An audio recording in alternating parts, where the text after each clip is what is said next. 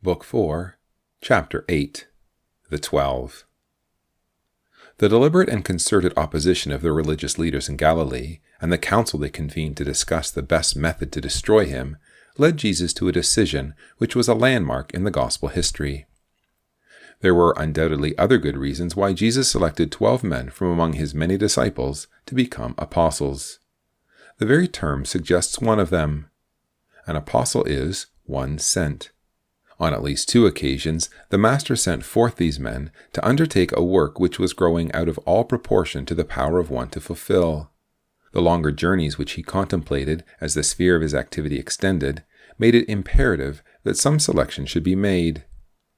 It is very probable that at this time there were literally hundreds of disciples of Jesus of varying degrees of loyalty, who followed him from place to place. To have taken them to the coasts of Tyre and Sidon would have been to impede rather than help his work. But as the life of Jesus proceeds, we see that there was a greater purpose in his action, which these other considerations only serve to throw into higher relief. The 12 were destined to be far more than companions. They were to be his witnesses, taking over the responsibility of propagating the gospel in the utter conviction of the identity and divine mission of the Messiah. There was much for them to learn in the few months which lay before them. They had to be educated in personal dedication, learning the lessons of prayer, of humility, of discipline, and of self-sacrifice. From now, their Master was to divide his time between the multitudes and the 12, spending more and more time with them as the first great wave of popularity spent itself and the forces of opposition gathered to accomplish his destruction. So it was that when Christ's earthly mission had been completed, the work went on, still with the authority and power of God in the lives of these men, who had discovered and tapped the sources of their Master's strength, and who had learned at times, with almost painful slowness, the great purpose of his Father. In the dangers and difficulties of their work, they overcame because they had been with their Lord in all the crises of his eventful life. They had seen him in those exposed hours of loneliness and strife, of weariness and disappointment, when the true nature of man is revealed. In the intimacy of daily fellowship, he was to teach them by precept and example. They were to learn that following him was a mental and spiritual process as well as a physical one. That is probably an easier lesson for us to learn than it was for them. Later disciples, without the privilege of walking with him through the crowded streets and over the verdant hills of Galilee, find much of their inspiration in a prayerful contemplation of his words, the demands they make, and the light they throw upon the holy and devoted mind that uttered them. But for the 12, the example would be even more powerful than the precept. They would never lose the tender picture of their Master kneeling before them with basin and towel. They would always feel the gentle touch of his hand upon their feet. Here lay their incentive for loving one another. They would watch him return from a sleepless night in the hills, peace, radiance, and renewed strength exuding from his whole being. Thus they would be instructed in prayer. From his life, they would learn the lesson of sacrifice that we learn chiefly from his death. Examples of his love, his devotion, and his discipline would remain fresh long after many of his words were only half remembered. Before Jesus made his deliberate choice of 12 men, he spent the night with his Father. All the great events of his life find him or leave him in prayer. It is the natural expression of the dedication of the one whose meat and drink was to do the will of him who sent him, whose words and actions belonged to his Father, who of himself could do nothing. There is here a personal lesson for every disciple, a lesson too clearly portrayed for any to miss, too vital to the sincere heart to need any further stress. The number of the disciples is of great significance. It linked the work of the Messiah with the divine kingdom of Israel, when the 12 tribes had prospered under the powerful hand of David, and it pointed forward to the restoration of that kingdom under David's greater son, when the 12 tribes would be ruled by the 12 men Jesus had appointed under the hand of God. It was thus a number which had design as well as convenience behind it. It was based upon the framework of the whole purpose of God. Of the 12 whom Jesus chose, assuming the identity of Nathanael and Bartholomew, 7 are already known to us. Of the other 5, only 2 emerge again in the Gospels. Thomas, whose skepticism has earned for him a notoriety that has overshadowed his equally evident qualities of courage and loyalty, and Judas, whose treachery, even at this early stage, is branded with the words, "which also betrayed him." We know very little of the remaining three, beyond the certainty that they were made of the right material for the molding purpose of their master. Judas Thaddeus, also incorrectly called Lebbeus in the authorized version of Matthew, has earned our lasting gratitude for asking a thoughtful question during those last precious hours in the upper room. It evoked what to most of us must be one of the most disturbing and the most comforting truth that Jesus spoke. Simon Zelotes, as his name implies, was a former member of a secret fanatical Jewish nationalist organization sworn to exterminate Roman rule in Palestine. His choice is a further example of the complete indifference to public opinion. The enemies of Jesus would not fail to pounce upon this as evidence of his political aspirations. They would use it to make others see a sinister design in the man who was drawing the whole country under his banner. But looking at his choice from the true point of view, we see the vigorous loyalty of a courageous man turned from devotion to a false cause into devotion to a noble one. The reflection brings an inevitable comparison with the call of the Apostle Paul. James, the son or brother of Alphaeus, remains obscure in spite of many attempts to identify him. It is possible that he was James the Less, so called to distinguish him from the son of Zebedee. If this is true, he would be the cousin of Jesus. Such were the men Jesus chose to be with him, unlettered, uncultured, unknown. Men of widely different interests, fisherman, tax-gatherer, dangerous revolutionary.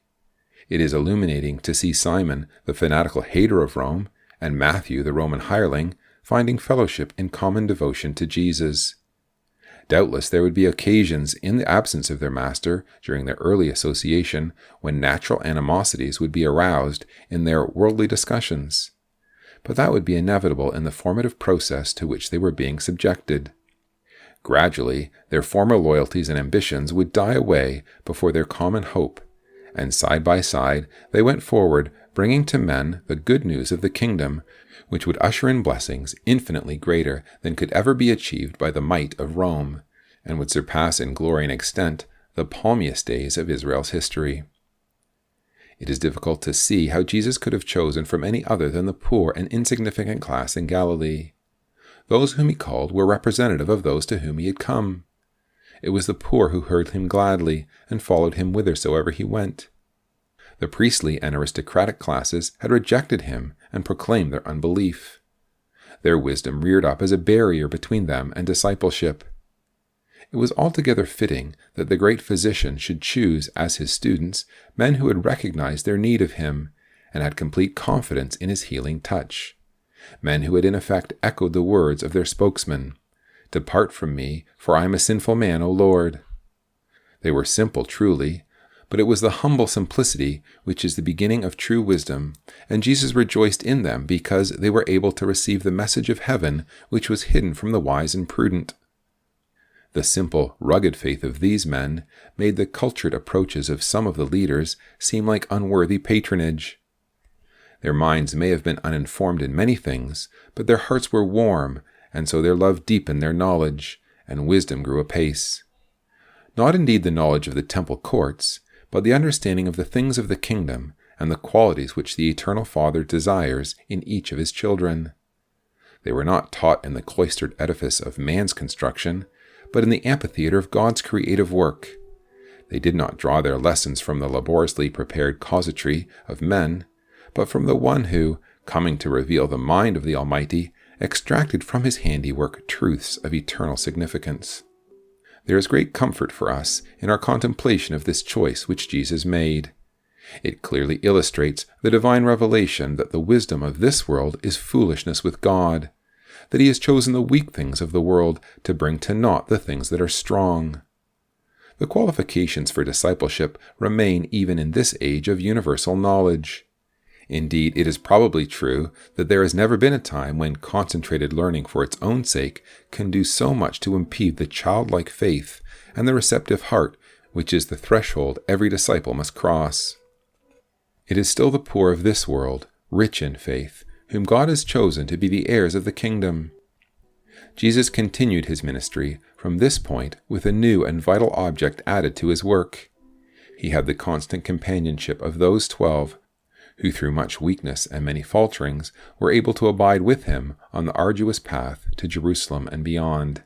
Each experience provided another lesson in their education and prepared them for their momentous calling, so that when the time came, they were ready to go forth with the authority of their Lord, suffering the inevitable impact of unbelief and persecution, but willing to follow him even unto death.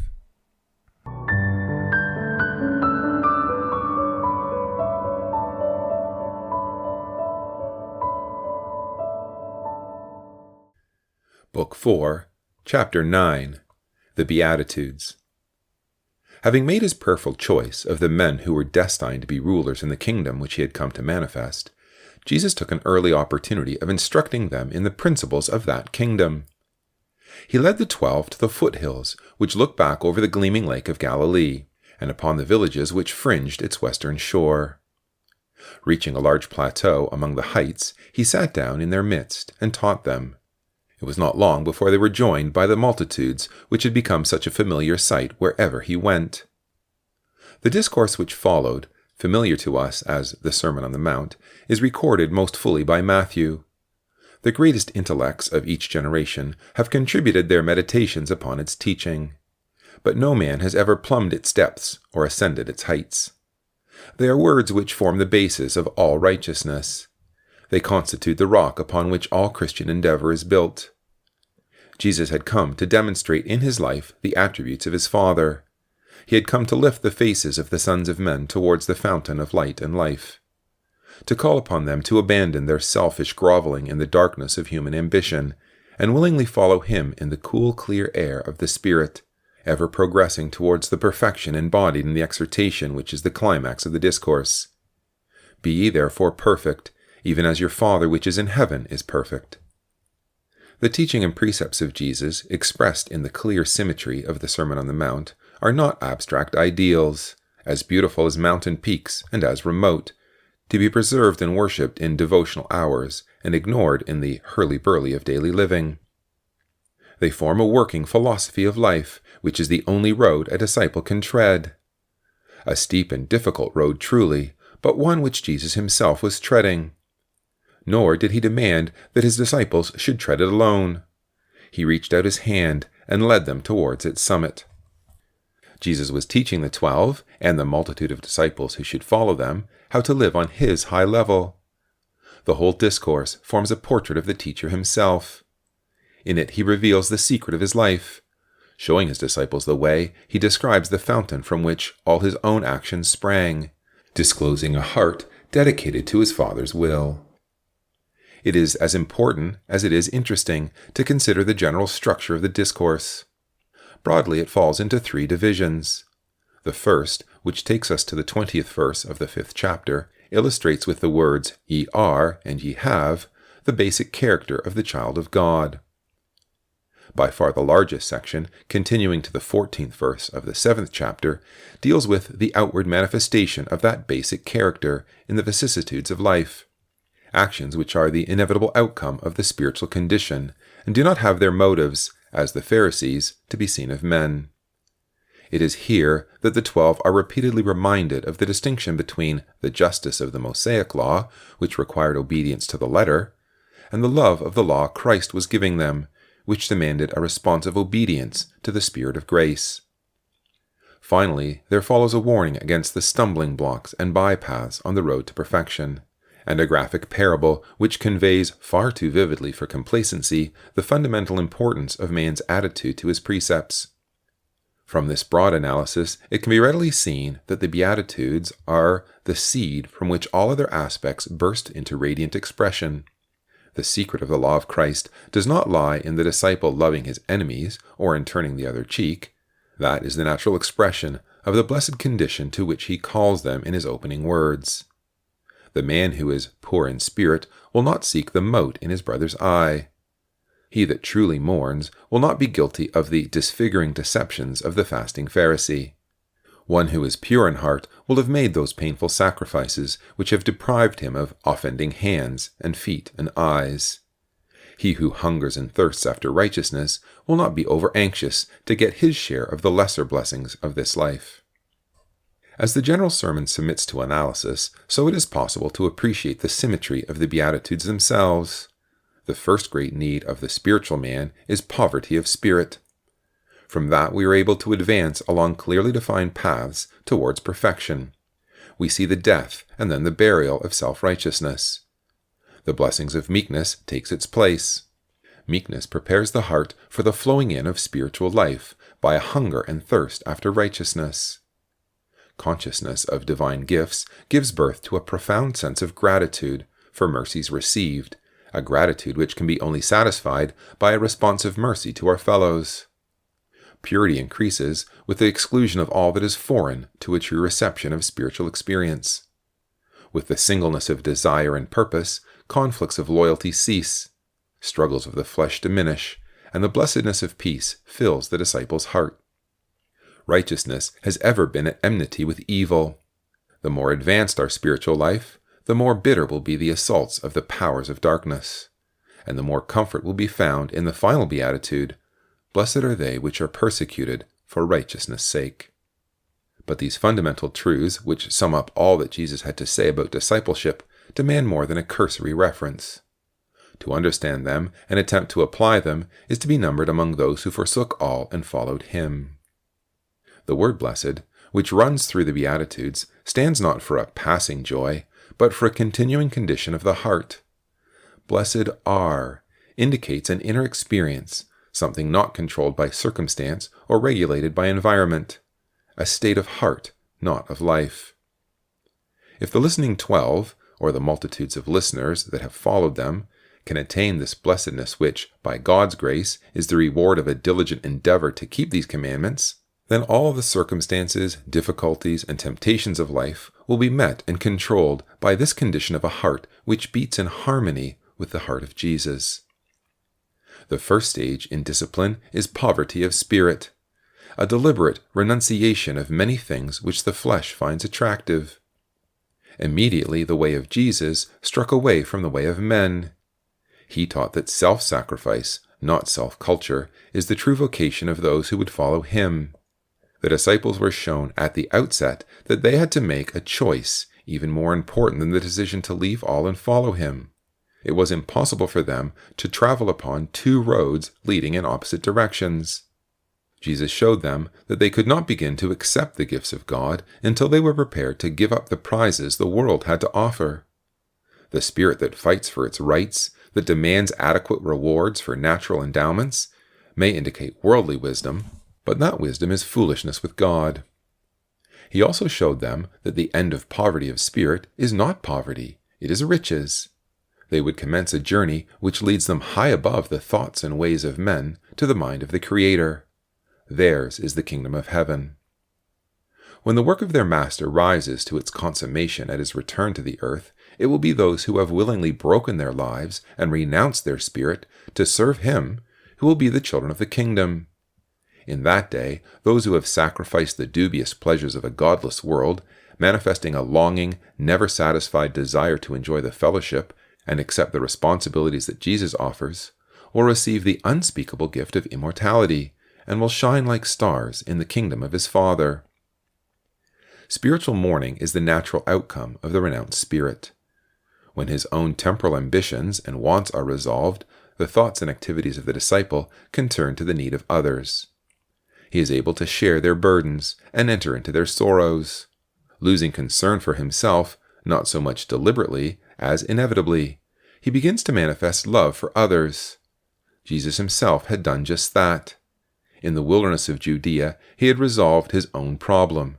He returned to give his whole attention to the needs of men, loving them even to the uttermost. Now, in that same spirit of love, he teaches them that the trials, disappointments, and sorrows of many hearts are concentrated on the heart of the true disciple. Answering his call to a life of love and service, they are entering into the fellowship of his sufferings. The vale of tears lies before them, but by bearing the burdens of others, they would fulfill his law, and with the morning came the promise of the blessing of comfort. The literal meaning of this word comfort is strengthened by being with.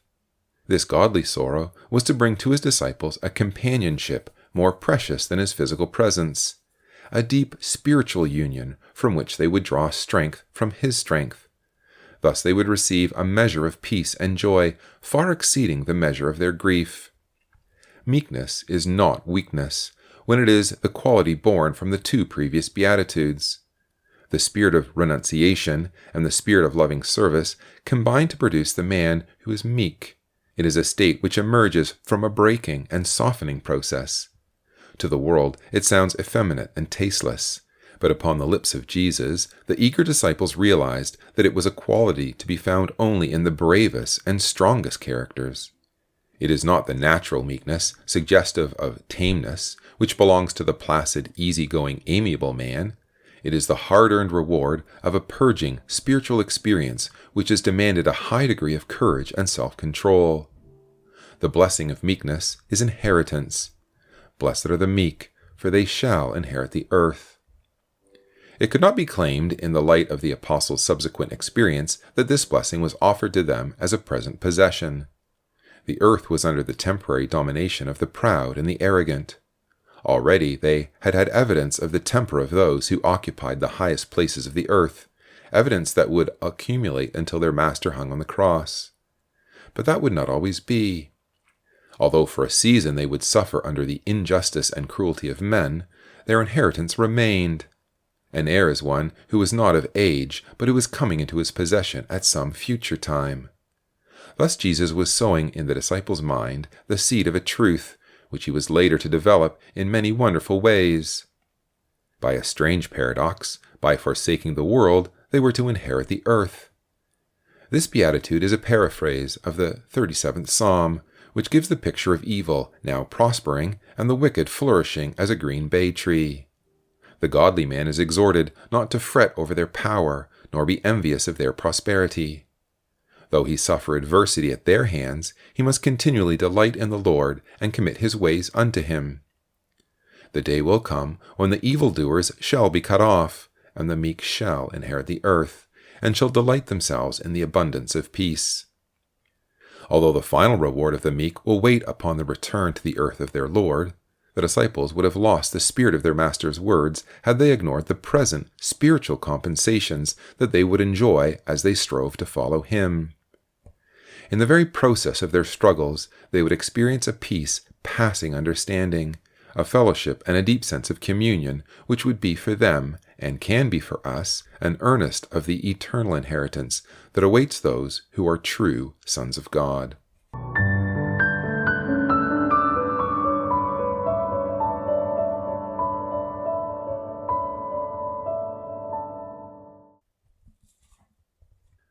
Book 4, Chapter 10, The Beatitudes, continued.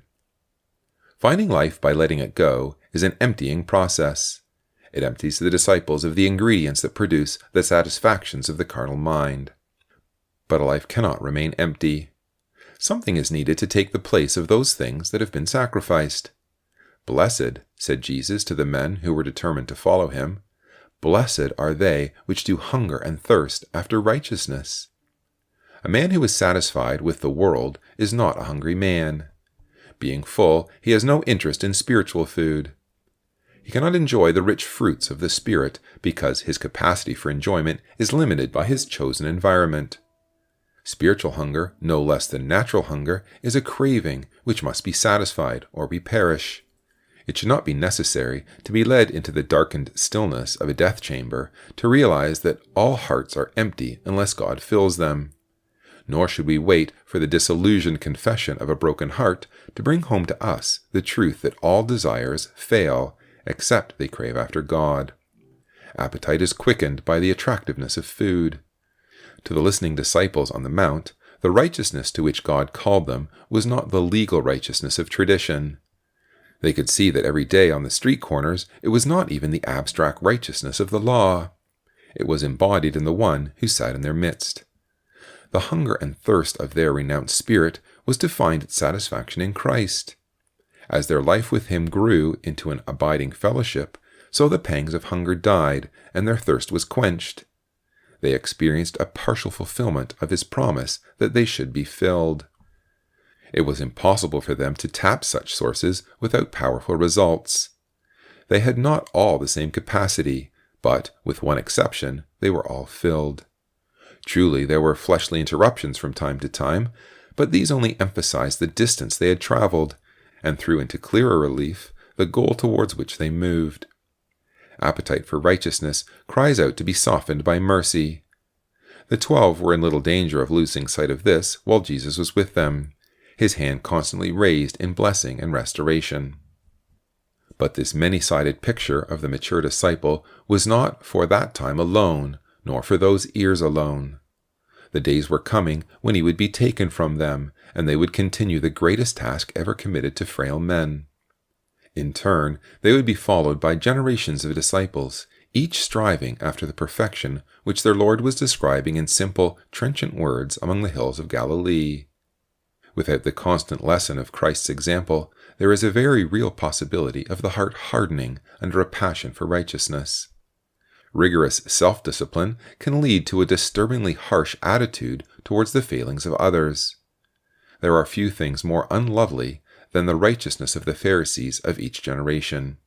There is nothing more inspiring than righteousness matured by mercy and sympathy. Understanding of the love of God is the birthplace of a responsive love in the disciple's heart. It is responsive because it must find expression.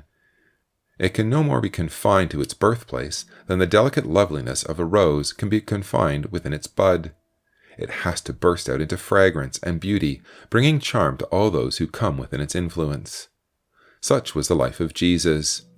Such was the character he desired of those he had chosen to be with him. The first indication of the presence of this responding love is an intense desire to serve, to do something in the service of him who has done so much for us. Love for God can only find adequate expression in love for our brethren. Mercy is one of the precious fruits of love. Saddened and depressed by the burden of some sin or weakness, we sink to our knees in confession and plead for forgiveness. What words can describe the sense of relief, the subdued exultation, the peace which fills our being as we leave our burden with the Lord and experience the grace of forgiveness? The fullness and beauty of that forgiveness is the measure of God's love for us. We cannot give like God, but we can try to forgive like him. We can only begin to achieve it by loving our fellows and having a sincere zeal for their spiritual welfare. As long as we love, we shall be able to forgive. Compelling and exacting as is the picture Jesus has so far drawn, it is not yet complete.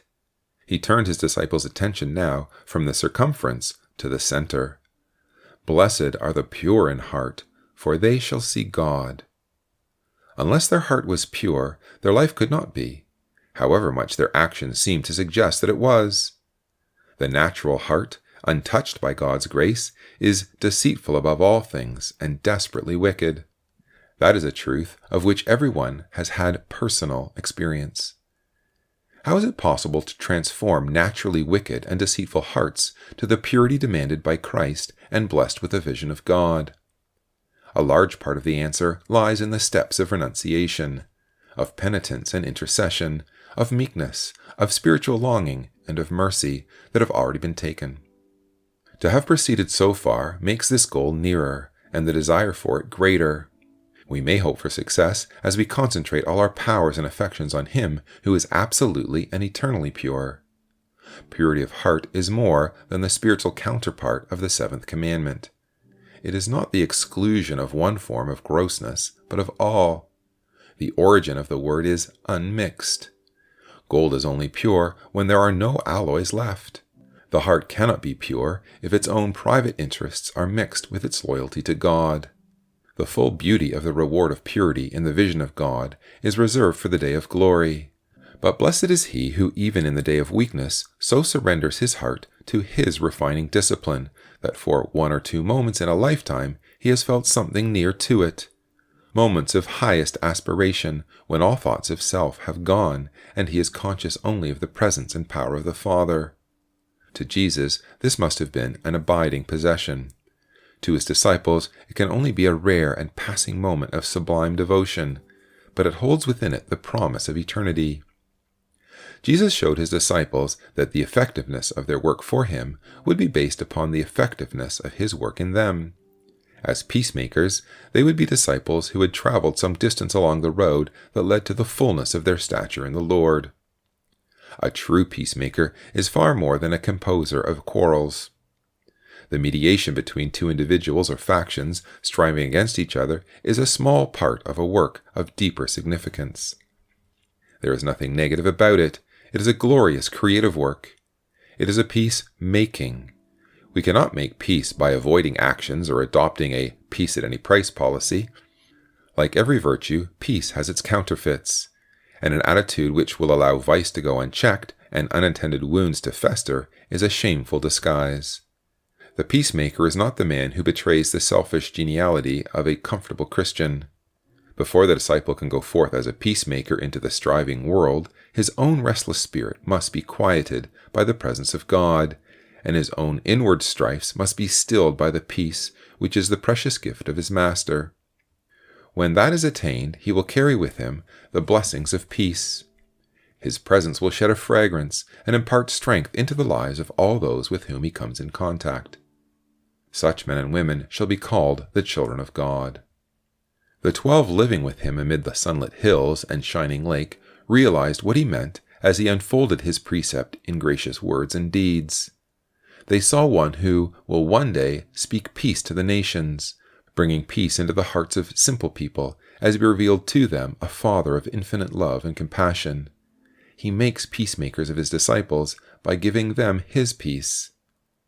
The disciples' character is now complete. It has emerged strong and compelling. But the world will not find it attractive. Jesus took an early opportunity of emphasizing what most of the men surrounding him had already seen. It is a mistake to think that one who exhibits the qualities called forth by Jesus will spontaneously draw men to him.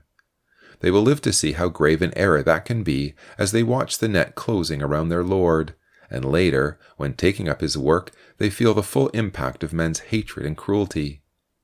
The measure of faithfulness will often be the measure of persecution. But Jesus showed them their true attitude in the face of persecution. Rejoice and be exceeding glad.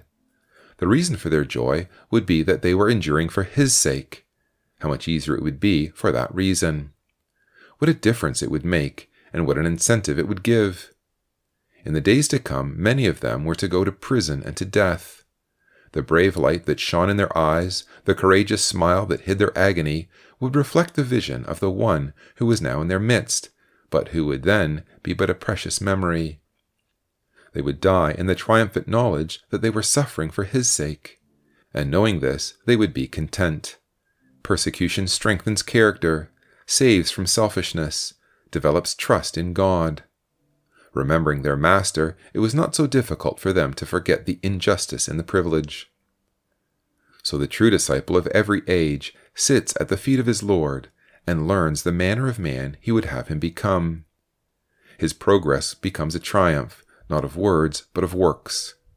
The world sweeps by him, largely unconcerned, but when it does take heed, it is disturbed and it persecutes. But there are always hearts waiting to be touched by the appeal of a Christ-like spirit.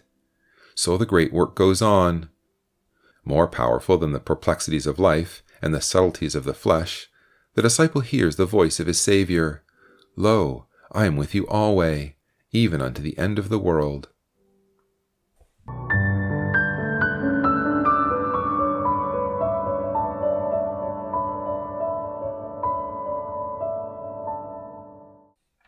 Book 4, Chapter 11, The Law of Love. Having delineated the salient features of the true disciple, Jesus used 3 striking metaphors to show the 12 the great responsibility that they had incurred in following him. Ye are the salt of the earth. Ye are the light of the world. A city that is set upon a hill cannot be hid. Salt gives savor to food, and, far more important, it saves it from corruption. Such is the vocation of the disciple, but only of the disciple whose character has been set forth in the Beatitudes. It will be the example of the preacher which will give authority to his message. A call to regeneration without the transformation of the prophet is worse than valueless. Disciples, whose words have lost the support of their conduct, will never save men from corruption. They will only bring shame upon him who appointed them. Their power for harm is as great as their power for good. But mingling with the world and saving it from corruption, they must also live above it.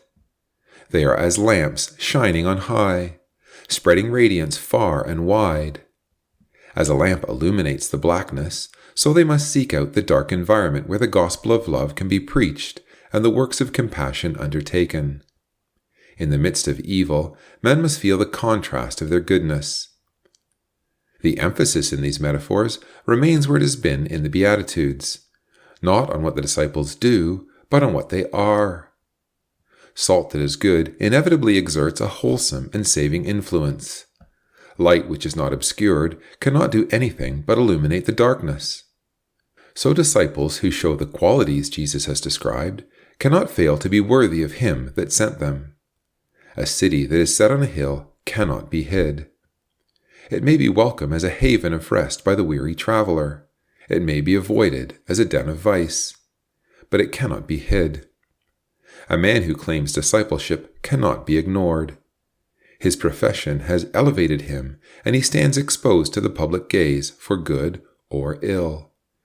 In all ages, men will assess Christ not so much by his precepts as by the lives of men and women they see and know, who profess to be his disciples. This is as it should be. Jesus told the 12 that this many-sided character, which should develop under his care, was not to be a cloistered virtue. They were men with a work to do.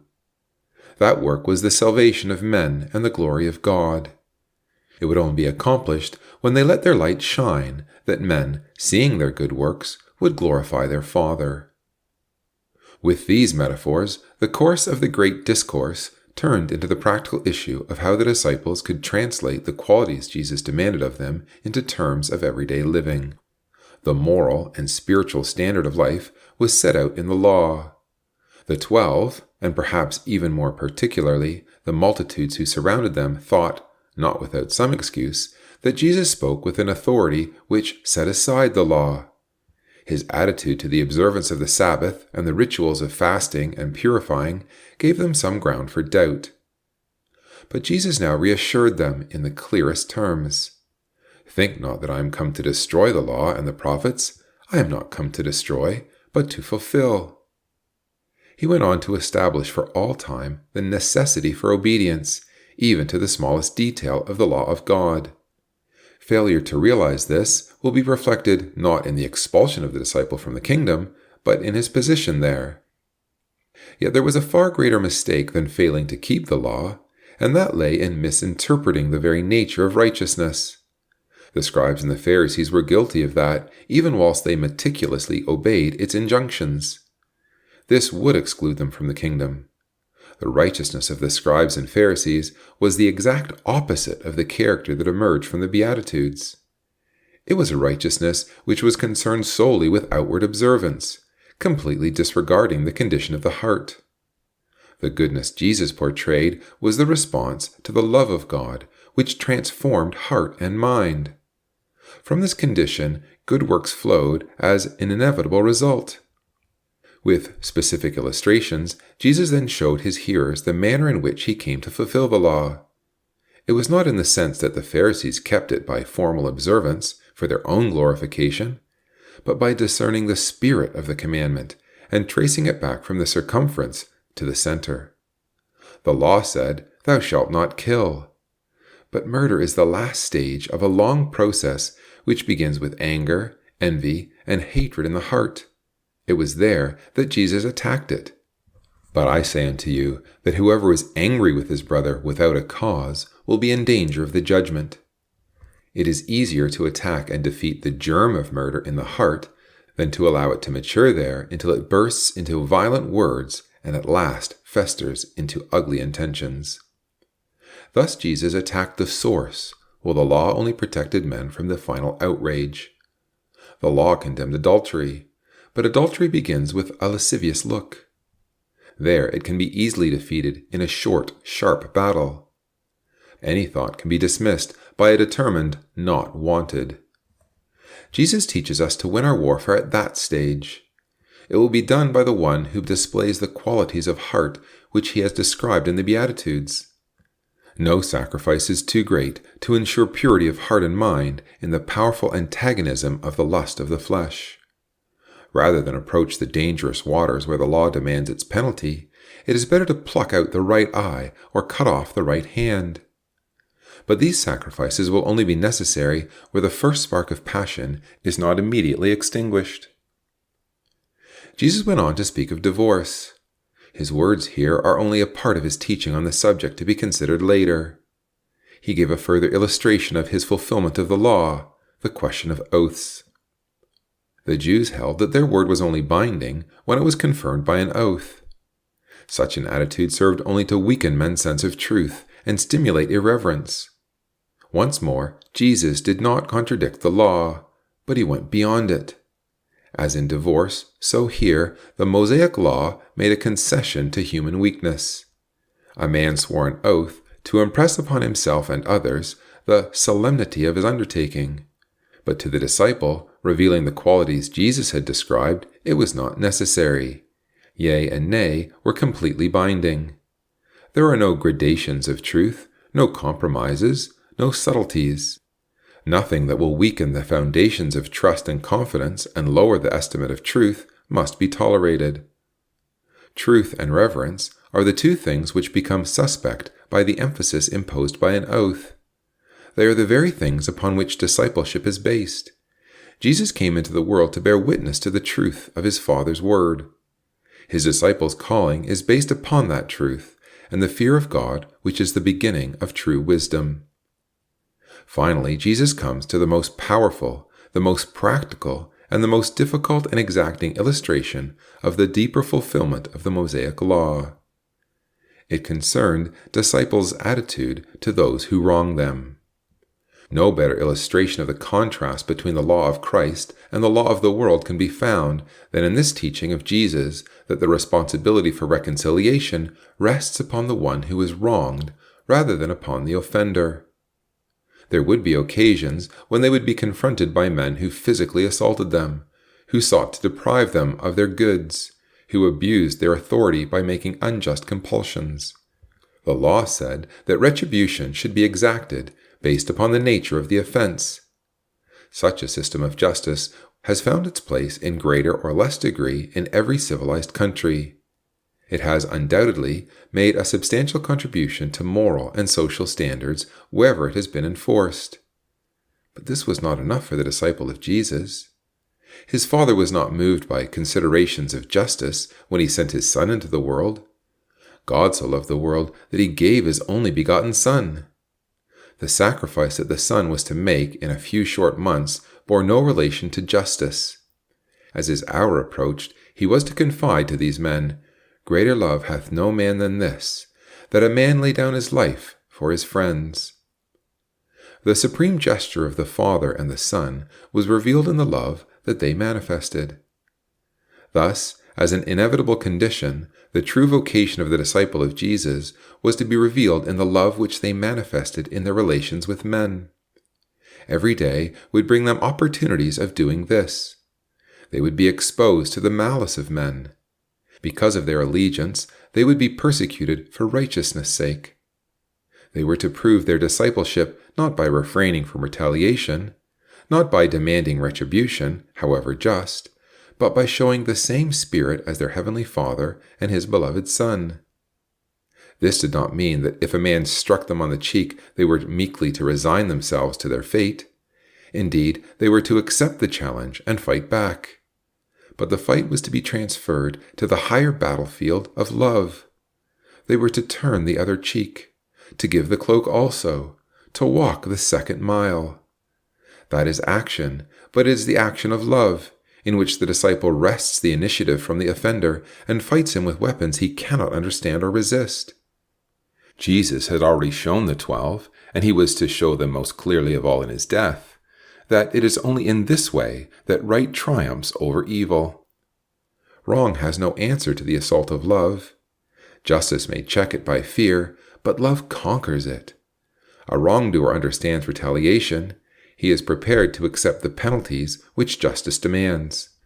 But confronted by the offensive of love, he is either baffled and beaten, or he responds and is transformed. The redemption of the world has its foundation laid upon this divine principle. It was only by learning it as they heard it unfolded by their Master in his revelation of the Father, and as they watched it unfolded in his own daily relations with men, that they could begin to respond to the exhortation that was the climax of his whole discourse. Be ye therefore perfect, even as your Father who is in heaven is perfect.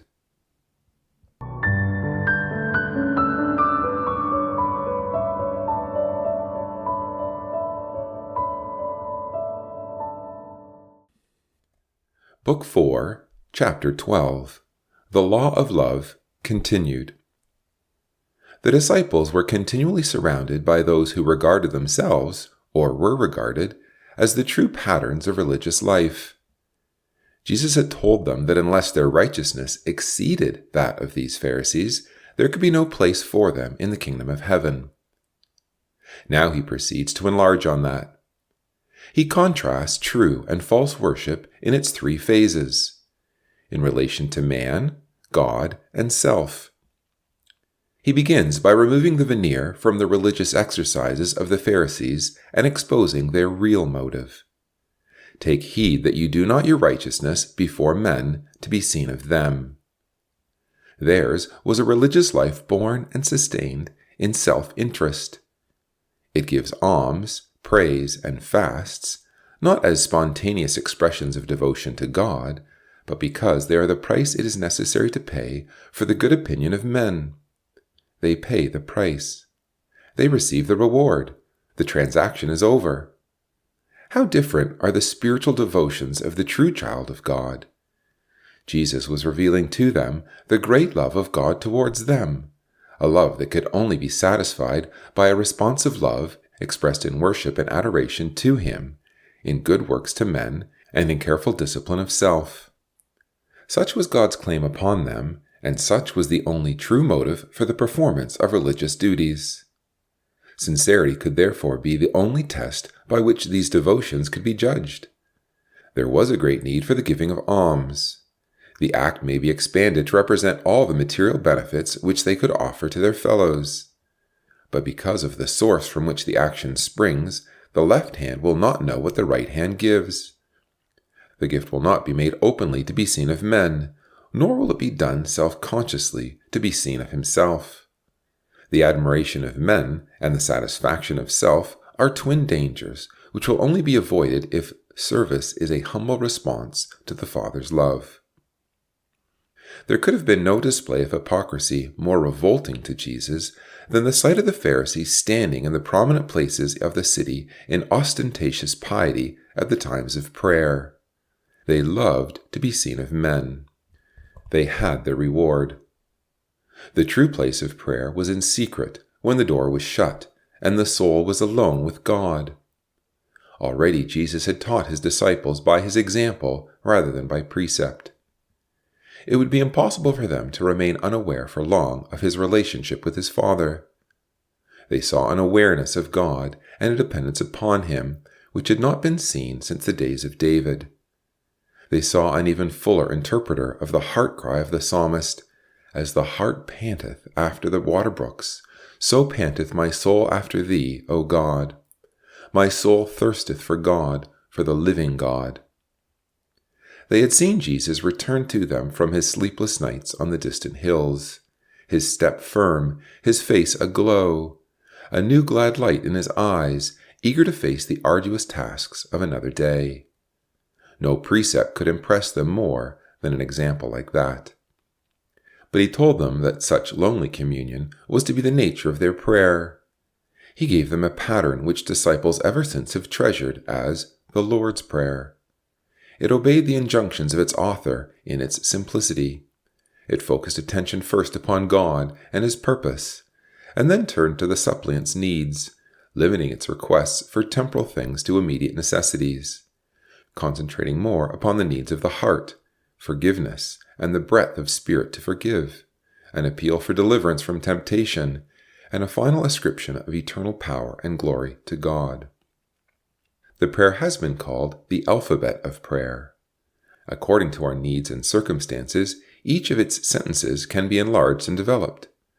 What vivid pictures are stirred into life by the brief petition, "Thy kingdom come." What heart-searchings, what earnest longings. What a challenge may be evoked by those simple words, "as we forgive." This prayer can be translated and enlarged into the terms of every disciple's life. It can lose its formality and become intensely personal. Yet if our spirit is right and our desire great, by repetition of its simple words, we can keep close to God in those barren days when we wist not what to say. The course of the Great Discourse turned at this point, and Jesus went on to discuss with his disciples something that was implicit in all that he had already said. He spoke of the difference in motive and outlook, and therefore in values, between the disciples as children of the kingdom and the children of the world. They had already seen from his opening words that their blessedness bore no relation to the earthly possessions upon which the natural man places such store. Their continued state of blessedness depended upon keeping unwaveringly to the standard of values which had prompted them to forsake all and follow Christ. In doing that, they had shown where their treasure was, and therefore where their heart was.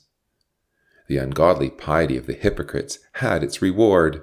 It was immediate and final because it was of the earth, and like all earthly treasures, subject to moth, rust, and extinction. As long as the disciples kept their perspective, their whole being would be pervaded with light. If it was forsaken, the whole spiritual vision would not merely be clouded, it would be lost. It was not only unwise, but impossible to serve two masters. There could not be two controlling influences in the heart. To set the affections on the world was to give up the kingdom. You cannot serve God and mammon. But in turning away from the world and avoiding the lust of its riches and rewards, the disciples were exposed to a lesser danger, the danger of anxiety. Of this Jesus now spoke, not in the severe terms in which he spoke of divided loyalty, but in appealing words of exhortation.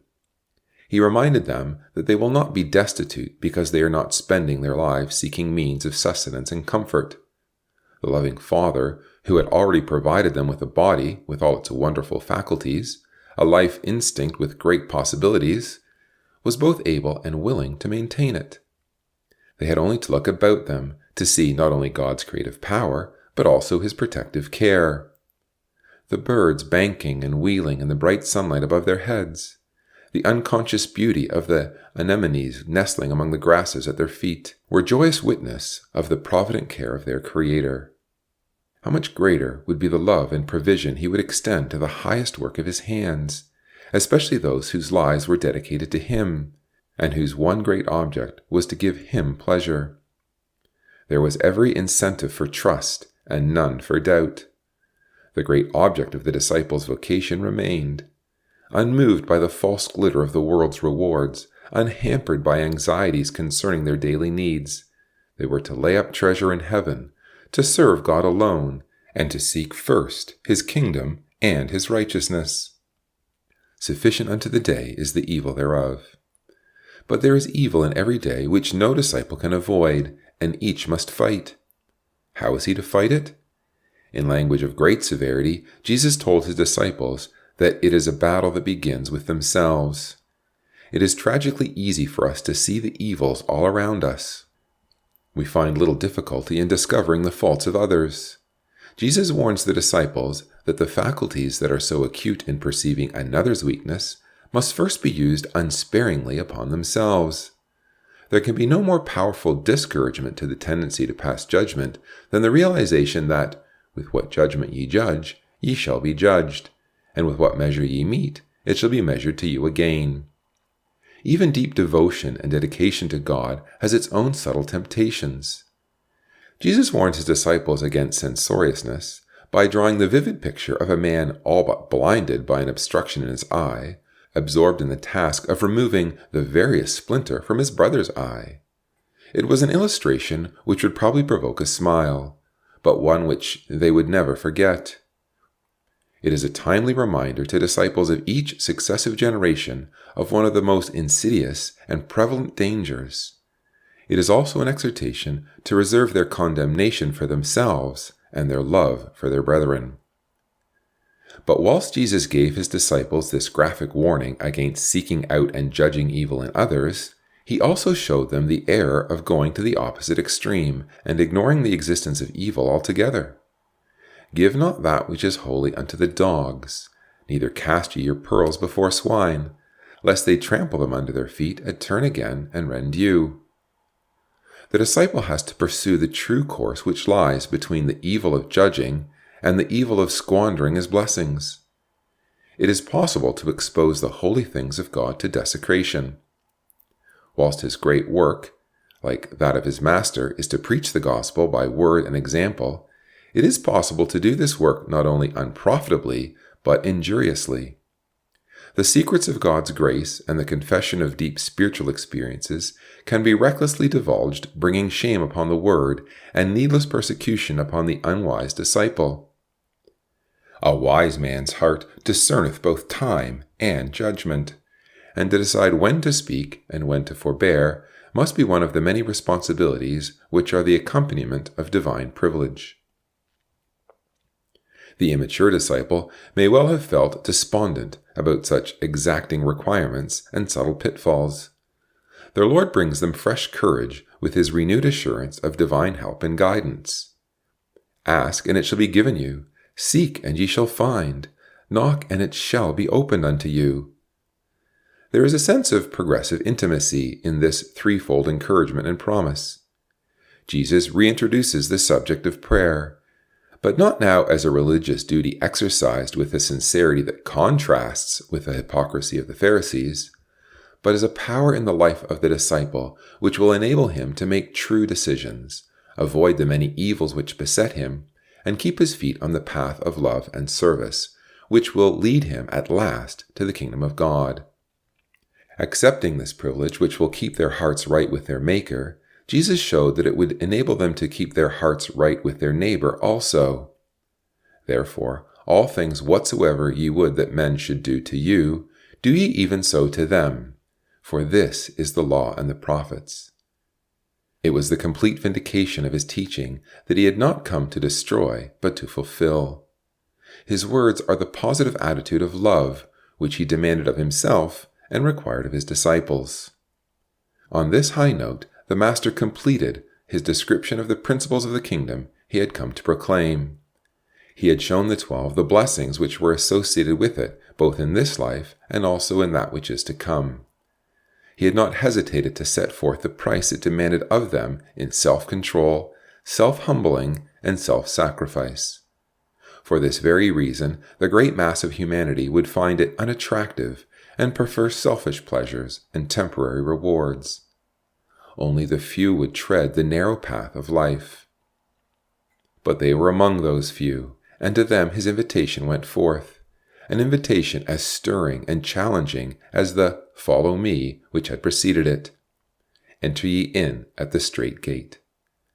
In drawing the comparison between the two ways, the emphasis remained where it had been right through the discourse, not upon the destruction of one and the life of the other, but upon the price it demanded of them. He appealed thus to all that was noble and good in them. Jesus warned the 12 against the false prophets who would arise in their midst, disguising their deceit in specious pretensions. Their efforts will fail, and their identity be discovered if they are recognized by their fruits. Truth in the heart brings forth good fruit in the life. But the test by which the credentials of the prophet are proved is also the test which will be applied to the disciple in the day of account. There will be many professions of allegiance at the judgment seat, many eager recitals of works accomplished. But he will know by their fruit those who have responded to his precepts of love and thus done the Father's will. They alone shall enter the kingdom of heaven. Finally, the great discourse draws to its close on an awe-inspiring note.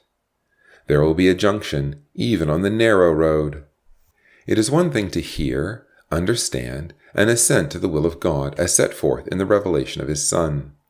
It is another to translate that assent into terms of everyday living.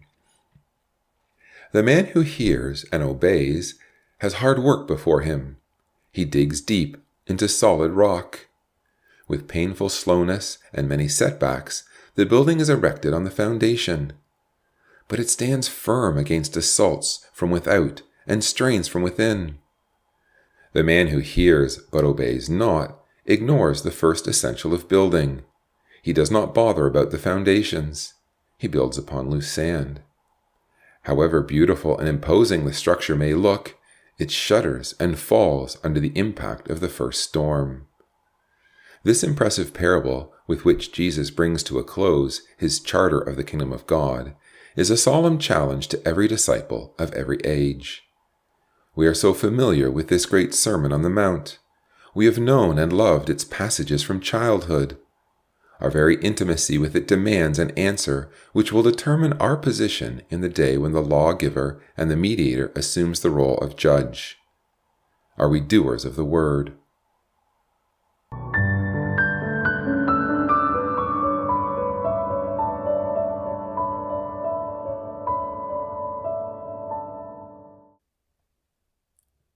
Book 4, Chapter 13, The Lord of Life.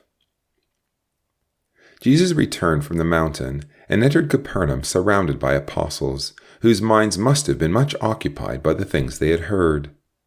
The multitudes that had listened to him, accepting him as a scribe, marveled that he spoke with authority. Immediately it was known that he was back in the city. He was once more the center of importunate crowds, pressing their needs upon him. Quartered at Capernaum at that time was a remarkable Roman officer. He was a centurion in charge of foreign troops in the town. But unlike the great majority of Romans, he had come to respect the Jews, their God, and their laws. Although it is evident that he had not gone so far as to become a proselyte, he had built the Jewish synagogue. But the centurion had a greater commendation. He possessed unbounded faith in Jesus. He showed a care for his slave which was almost unique in a man of his standing. There was a humility about him which came strangely from a responsible Roman. There can be no doubt that he knew a great deal about Jesus. His behavior suggests acquaintance with the nobleman of Herod's court who had hurried to Cana a few weeks before when his son was at the point of death. He had probably heard how Jesus had spoken the word which had restored his son 25 miles away. Thus it was that when he heard that Jesus was back in the city, the centurion sought aid on behalf of his sick servant. In his humility, he would not go to Jesus himself, but asked the rulers of the Jews to make the appeal on his behalf. It may be that some members of the deputation acceded to the request reluctantly, but their indebtedness to their benefactor prevented refusal. Their reproach did not reflect the humility which the centurion would have desired. Instead of laying stress on the Roman's need and faith, they emphasized his worthiness and his generosity. They besought him instantly that he was worthy for whom he should do this, for he loveth our nation and hath built us a synagogue.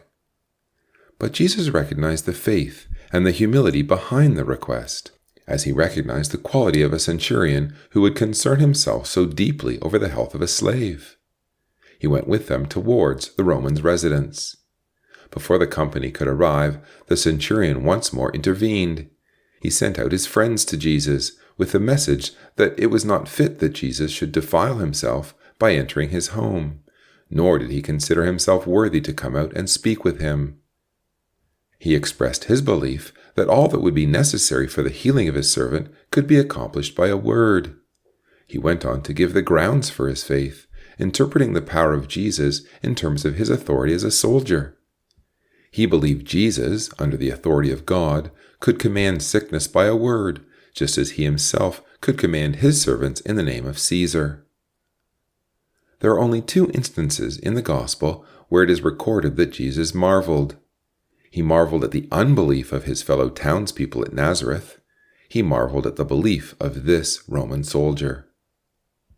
Jesus faced the deputation of the Jews. Consciousness of their divine favor contrasted strangely with the humility of the Gentile. Their unbelief presented an even more forceful enigma in the light of his profound and reasoned faith. They were of all people the children of faith. They were the natural offspring of faithful Abraham. God has sent his Son into their midst, seeking a faithful response to his words of life, words which had been given the testimony of miraculous works. But that response was not to be found in Israel. It was found at this moment in the heart of a Roman centurion. Jesus turned to the man who, introducing the needs of the heathen, had so smugly referred to our nation. He assumed the role of a prophet.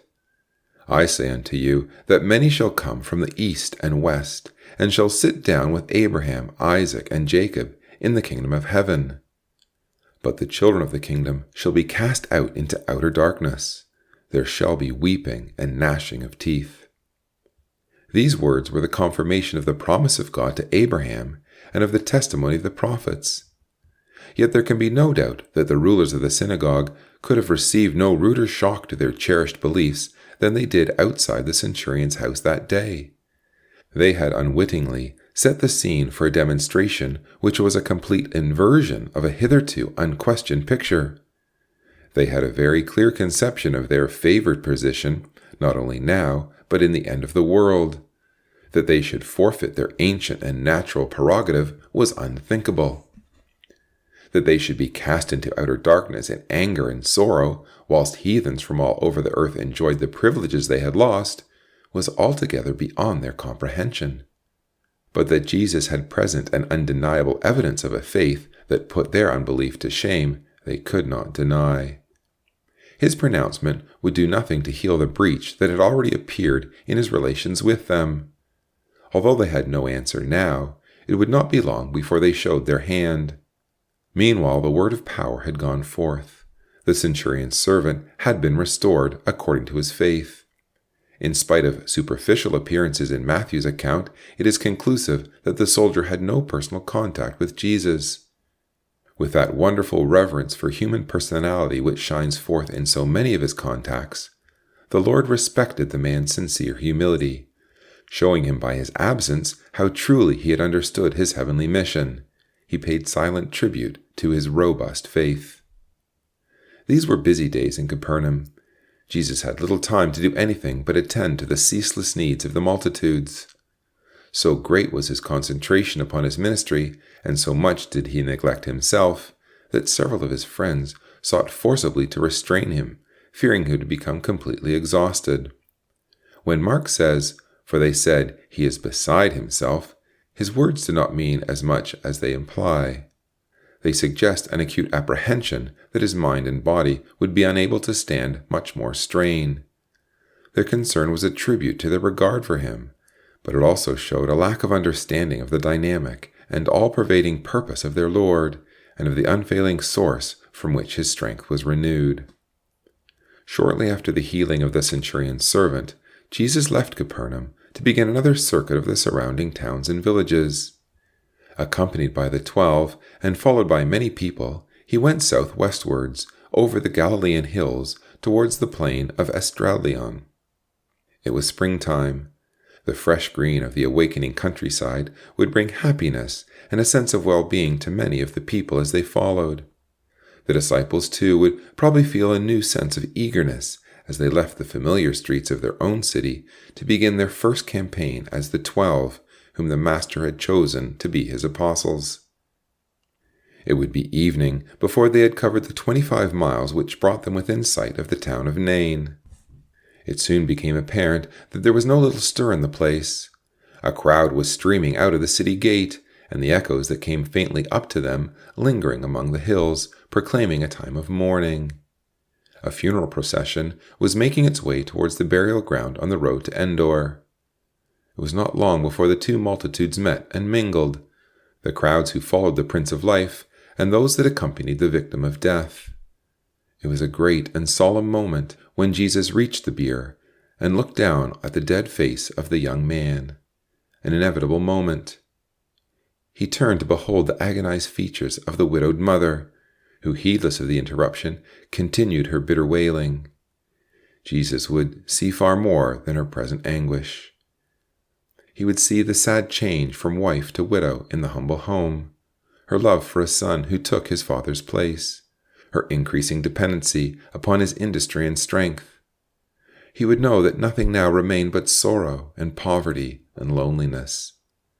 Such insight would stir to emotion the most callous man. Looked upon by one who knew the human heart so well, it could not fail to move his spirit and evoke his compassion. Weep not. Words, empty words. What comfort could they give? Could they restore to her the life of the son she had brought to birth only to mourn at his grave? Could they sweep away the load of grief that bowed her body? Could they remove the years that stretched away before her? Ah, dear lonely stricken soul, they can do all these things. The Lord of life is standing at your side. There is authority mingled with love in his words. Reluctantly, she lifted her tear-stained face. Her eyes sought and found the face of Jesus. In a moment, she realized the words were no longer words. Before he stepped forward and touched the wickerwork that held her son, she knew. Young man, I say unto thee, arise. And in the evening light, before the hushed multitudes, the young man sat up and spoke. And Luke records with simple significance, he gave him to his mother. So it was that among the hills of Galilee, overlooking the plain that had been and is yet to be so typical of man's conflict and death, the apostles learned the highest ministry of their Lord. Multitudes would continue to stream forth from the city gate, bearing their dead. But the Redeemer had come to say to those who mourned, weep not, and to follow his words of love with power so great that death itself could not prevail against it. A wave of awe swept the people. God was glorified. His prophet was acknowledged, and his fame spread abroad. The great tragedy is that the beneficent effect faded with the passing years, and the Lord of life was to take a lonely road to his garden grave. The tragedy continues despite the final triumph of the empty tomb. The multitudes pass by unheeding, or pause to watch and wonder and forget. Only the disciples remain. But to them he gives power to become the sons of God. Though death may step in to rob them of their promise now, he who is alive forevermore and has the keys of the grave and of death will one day stand at the graveside to crown their mortal strivings with eternal blessings.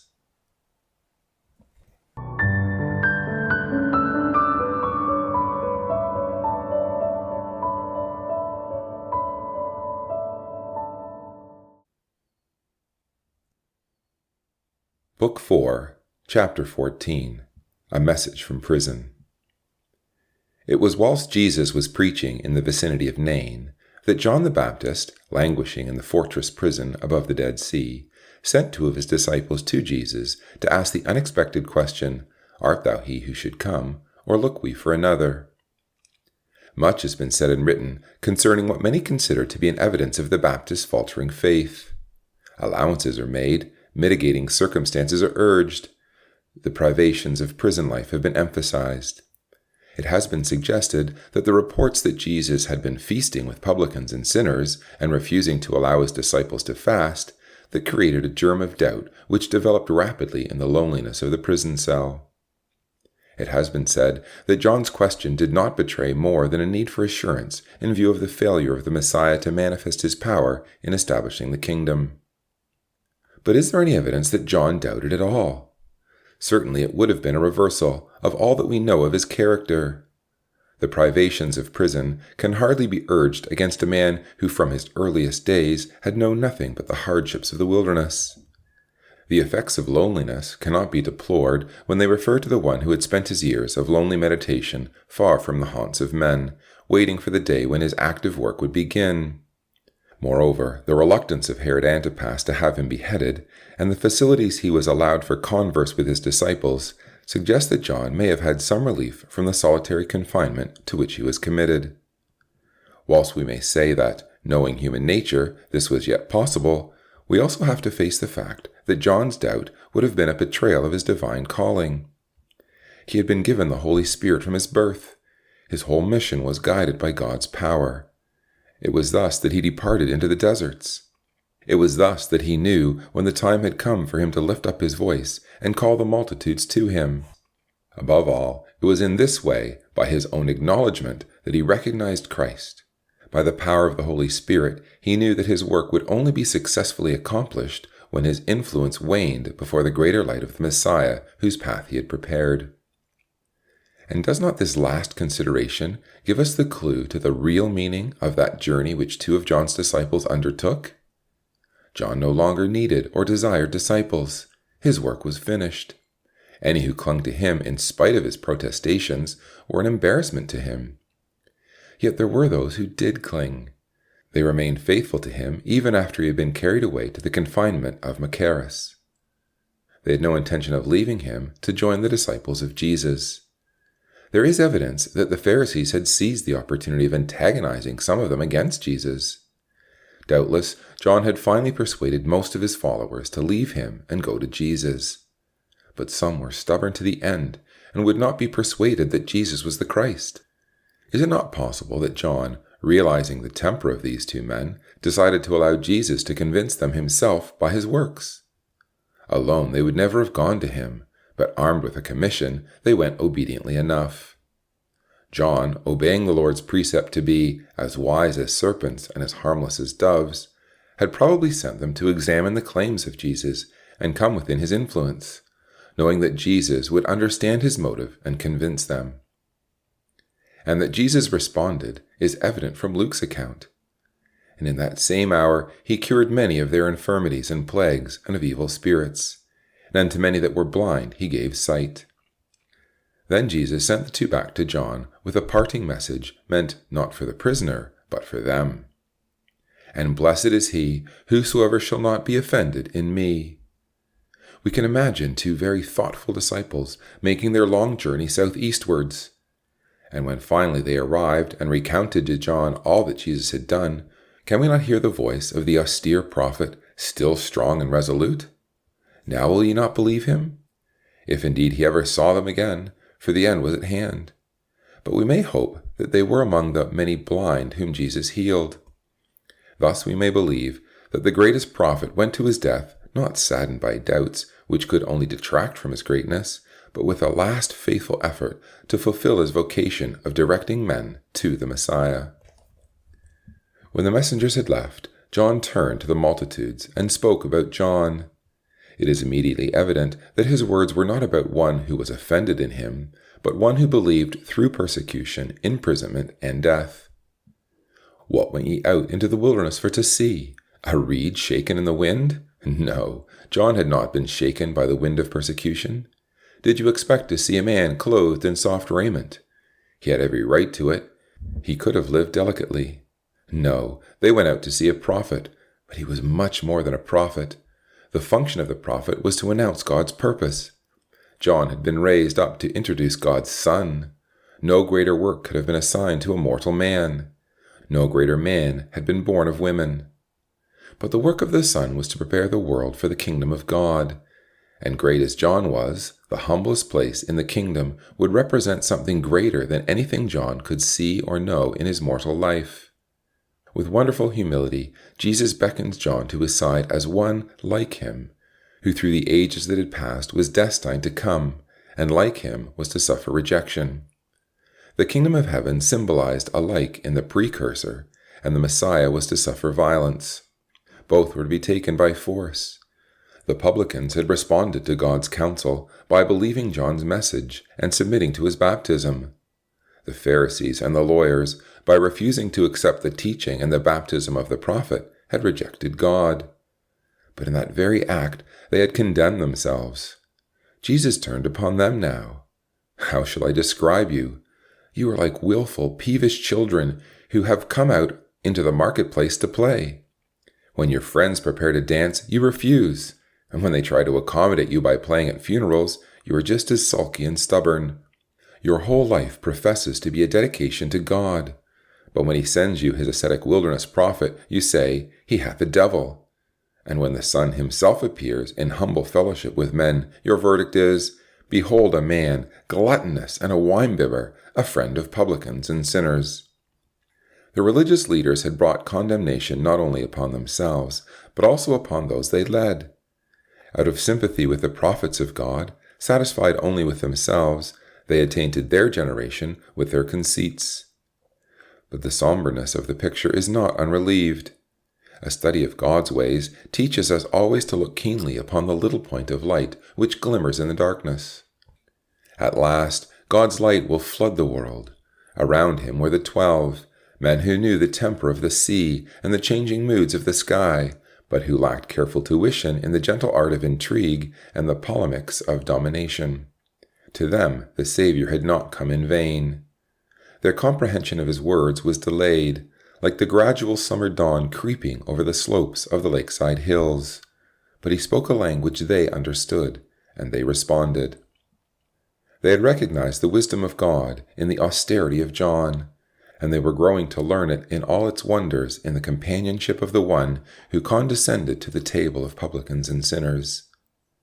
The impressive sophistries, the rapier thrusts, the sparkling wit of the wise of that generation has long passed into the limbo of forgotten things. The staunch loyalty of the fishermen, swept on under the impulse of the swiftly moving drama to unshakable conviction, glows today, drawing men through severe strains and heart-searching from darkness into its eternal light.